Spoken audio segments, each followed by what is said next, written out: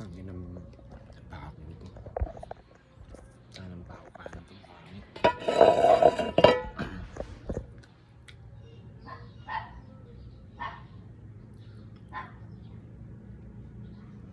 Sundin ko yung plano ko. So bali ngayon kasi walang kuryente. Kasi yung circuit breaker naglolo ko. Or hindi ko alam, nag-overload ata. Kalumaan or hindi ko sure. Pinikwento ko na lang kasi wala akong ibang akong isipin. Hindi ako makapagluto. Hindi ako makapagpakulo.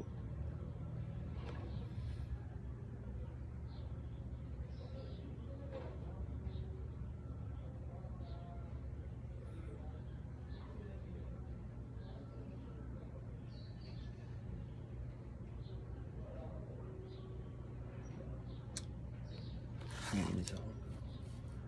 Minsan ba malapit na akong mawala. Minsan parang gusto ko na lang mapawalan lahat. Tas parang ayoko na lang lumaban. Mga ganong pakiramdam.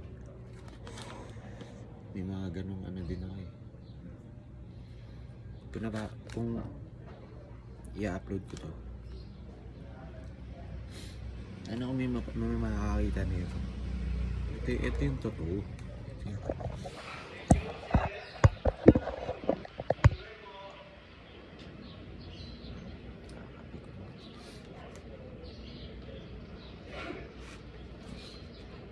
Try kong ayusin.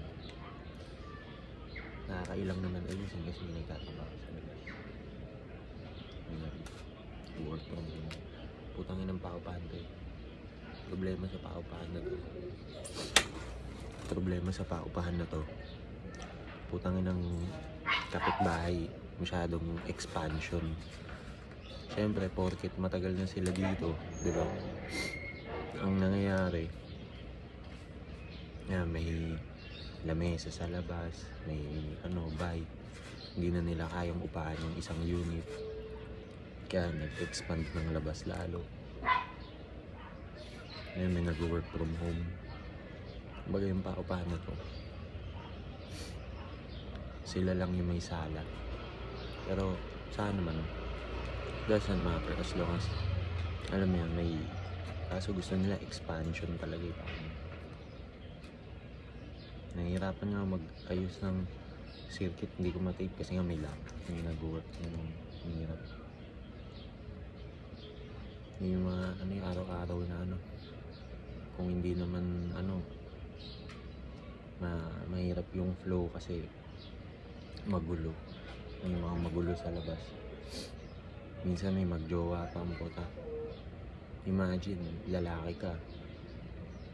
Alam mo nang ganito yung sitwasyon, paupahan na masikip or maraming tao ang naglalabing-labing pa kayo sa sala na hindi naman siya personal sala. Diba? Kulo. Mga thoughts ko lang.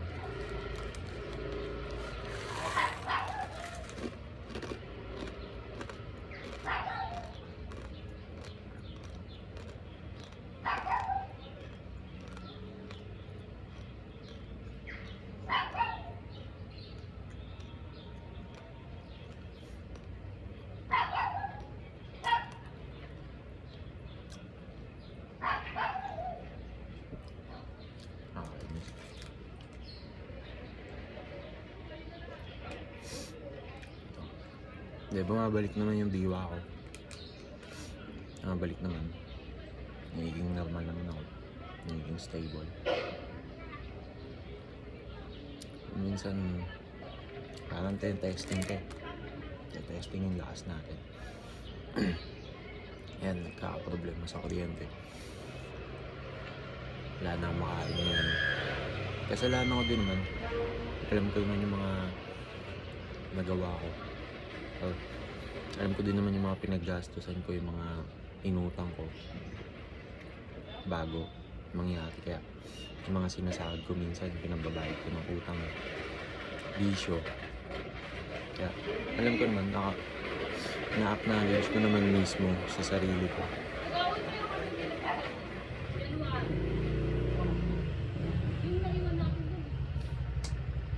Tangina.